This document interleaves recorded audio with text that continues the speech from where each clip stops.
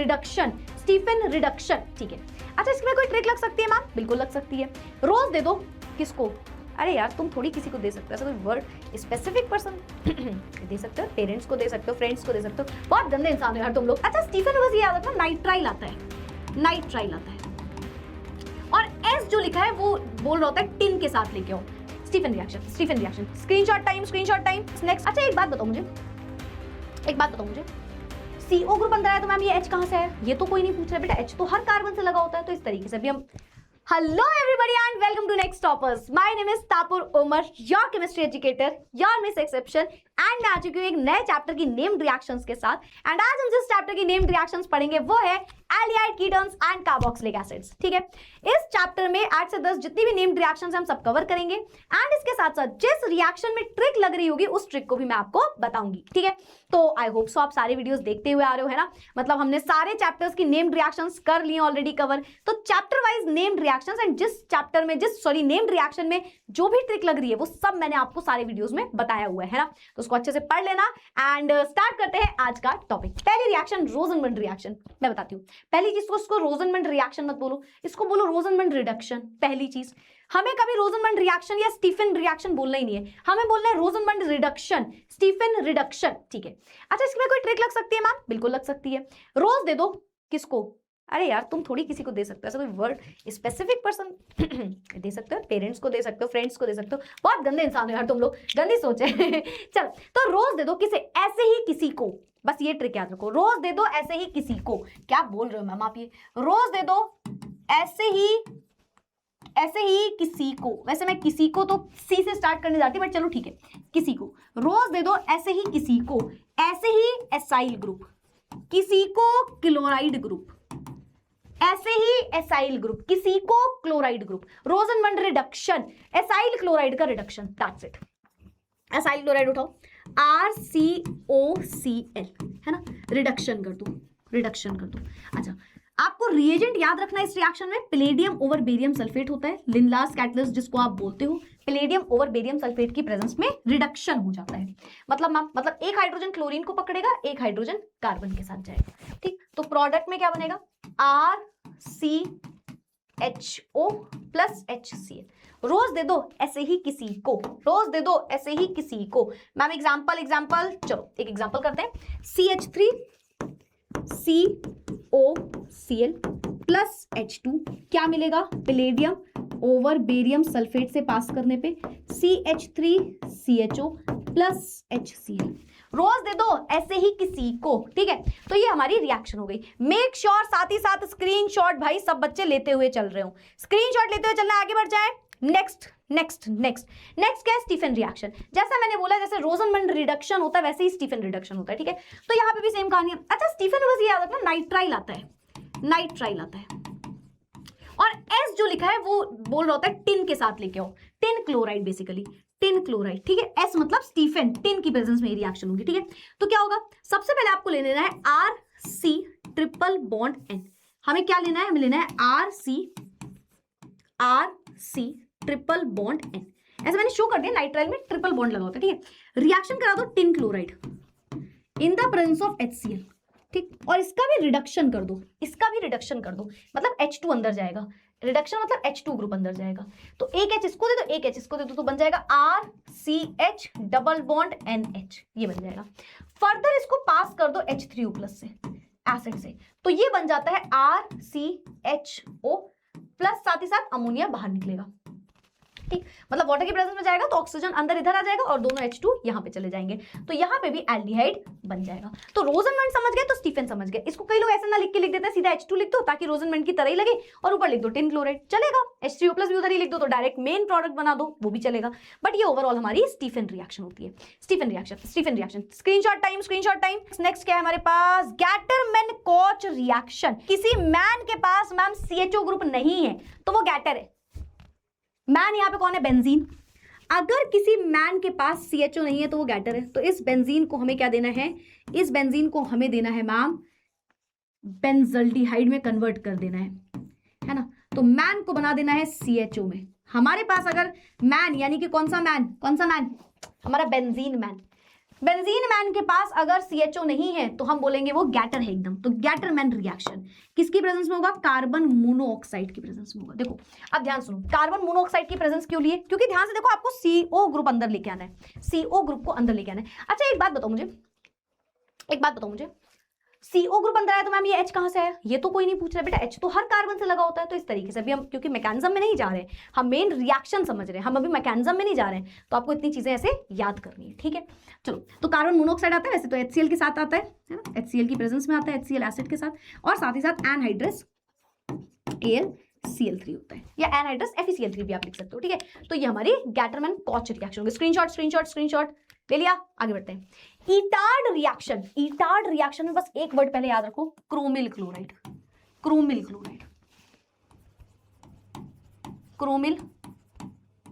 वाली रिएक्शन, ठीक। ईटार्ड reaction basically chromyl chloride वाली रिएक्शन, ठीक है। तो ईटार्ड रिएक्शन में आपको करना क्या है? कुछ नहीं करना है मैम, टॉलिन वाला ग्रुप लेके आना है, वो भी क्रोमिल क्लोराइड के साथ। अच्छा, टॉलिन क्या होता है? टॉलिन होता है मैम बेंजीन पे कुछ CH3 जैसा ग्रुप लगा रहेगा। हाँ बिल्कुल सही बात है, बेंजीन को उठा लो, CH3 लगा दो, टॉलिन वाला। क्रोमिल क्लोराइड CrO2Cl2, वैसे तो बीच में भी एक प्रोडक्ट बनता है, बट आप चाहो तो डायरेक्ट प्रोडक्ट लिख सकते हो, ठीक है। अगर मैंने इसे पास करा दिया टॉलिन को क्रोमिल क्लोराइड से, अच्छा क्रोमिल क्लोराइड हमेशा in the presence of disulphide आता है, कार्बन डाइसल्फाइड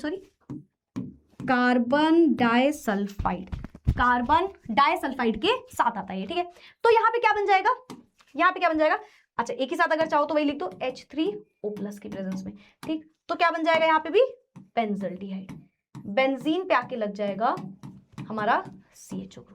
तो ये हो जाता है ईटार्ड रिएक्शन। Screenshot time.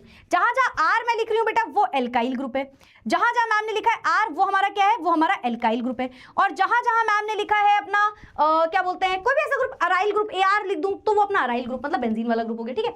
तो ये हमारा ईटार्ड रिएक्शन हो गया। ईटार्ड रिएक्शन, ईटार्ड क्या है? क्रोमिल क्लोराइड, टॉलिन को क्रोमिल क्लोराइड से बेंजल्डिहाइड में बदलने का तरीका।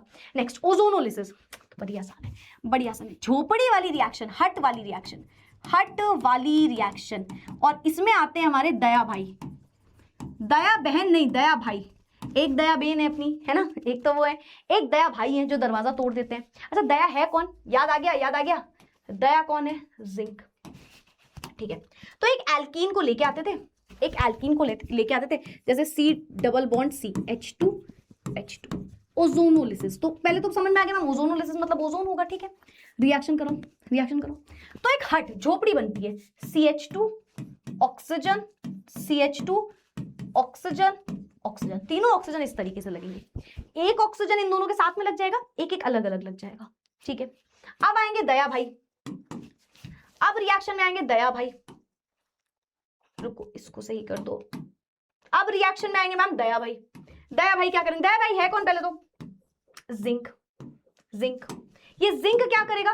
ये जिंक दरवाजा तोड़ देगा इस तरीके से, ऐसे, और दरवाजा तोड़ेगा तो किसी को तो लेके जाएगा अपने साथ। तो किसको लेके जाएगा? ऑक्सीजन को।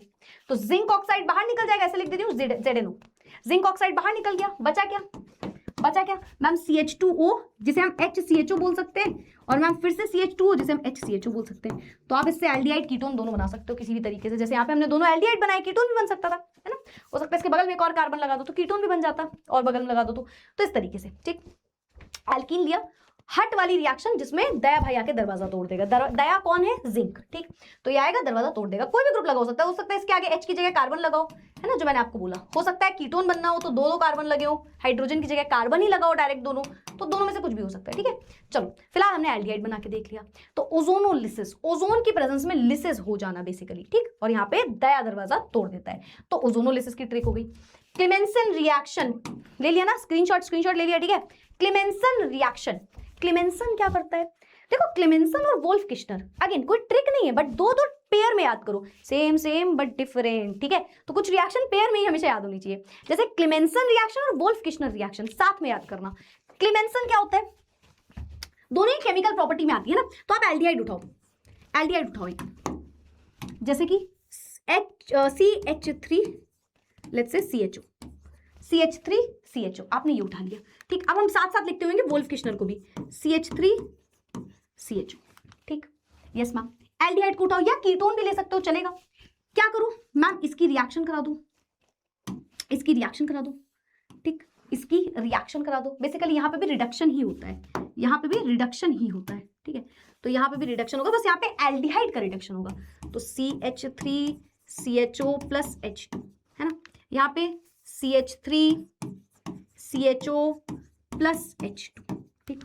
अब ये होगा जिंक अमालगम की प्रेजेंस में, जिंक अमालगम ZnHG की तरह लिख सकते हो। ये होगा हाइड्राजीन की प्रेजेंस में, ये होगा हाइड्राजीन की प्रेजेंस में। हाइड्राजीन क्या होता है, NH2। ये होगा एसिडिक मीडियम में जैसे HCl, ये होगा बेसिक मीडियम में जैसे KOH और साथ ही साथ ग्लाइकॉल, ठीक है।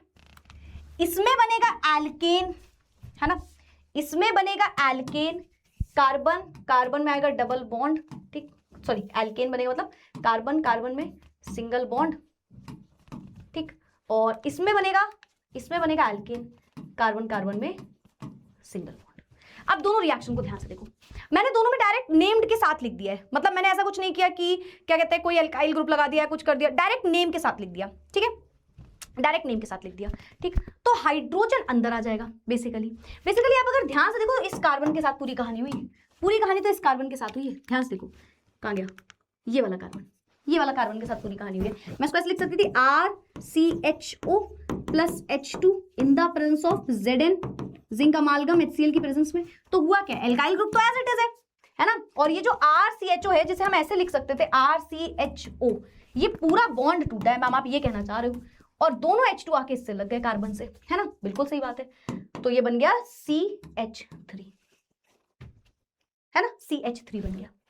ये पूरी की पूरी रिएक्शन में हो रहा है, सेम देखो यहाँ पे हो रहा है, सेम यहाँ पे हो रहा है। यहाँ पे देखो किससे लिखा था मैंने, चलो यहाँ पे देखो RCHO उठाया, RCHO को मैम आप ऐसे भी बना सकते थे कि R लगा दिया, CH डबल बॉन्ड से O, H2 से रिएक्शन कराई, पूरा एज इट इज लिख देना इसको यहाँ पे।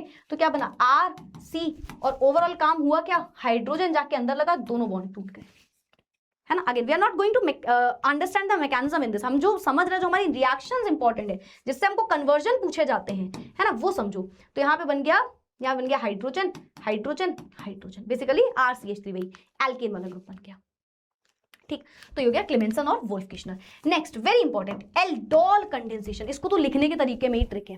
पहले तो दो एल्डिहाइड ग्रुप उठाओ, जैसे कि CH3CHO,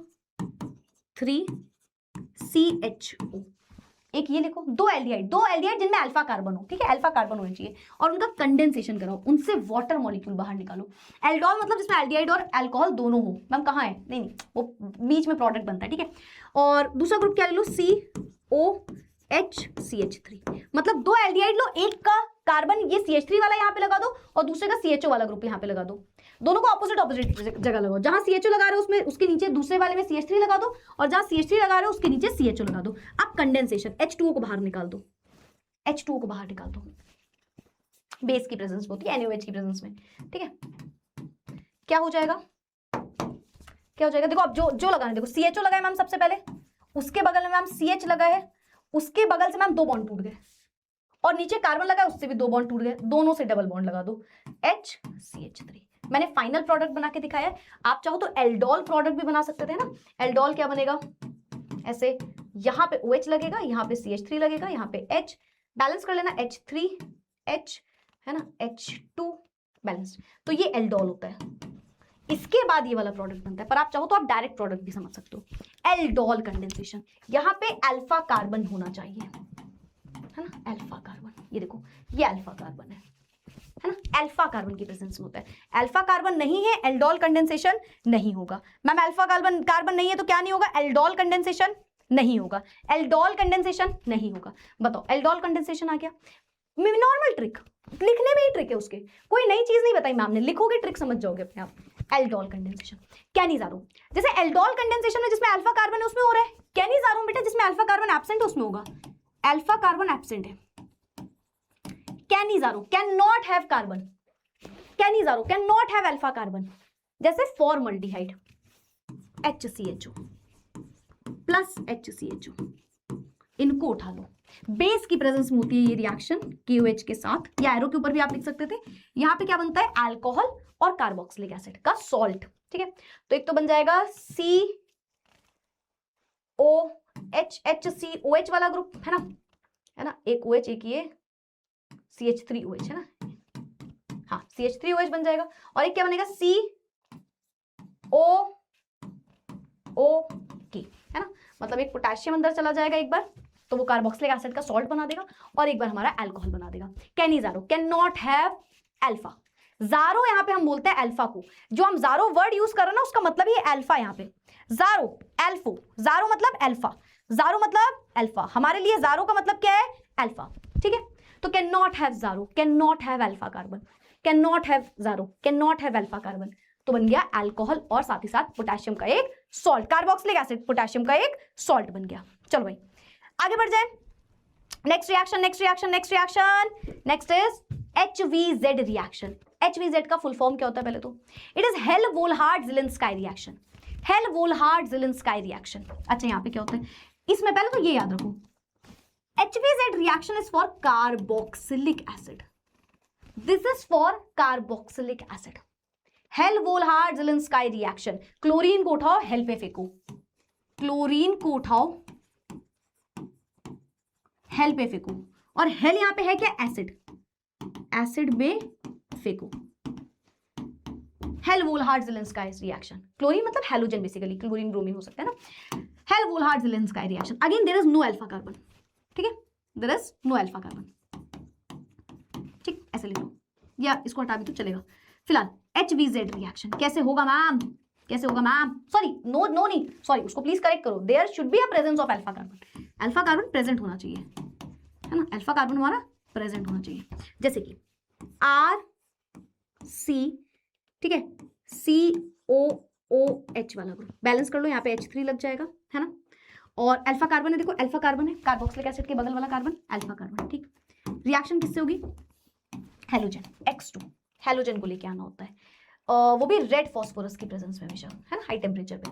चलो क्या हो जाएगा, क्लोरीन को उठाओ हेल में फेंको, फेंक दो अल्फा कार्बन में, मतलब क्लोरीन को उठाओ एसिड में फेंको, एसिड क्यों बोल रही हूँ बार बार, ताकि याद रहे कार्बोक्सिलिक एसिड के लिए रिएक्शन है।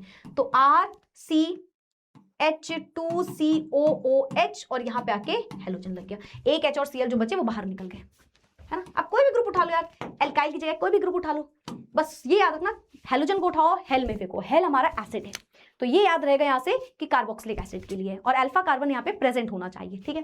तो दिस इज HVZ रिएक्शन, ठीक है।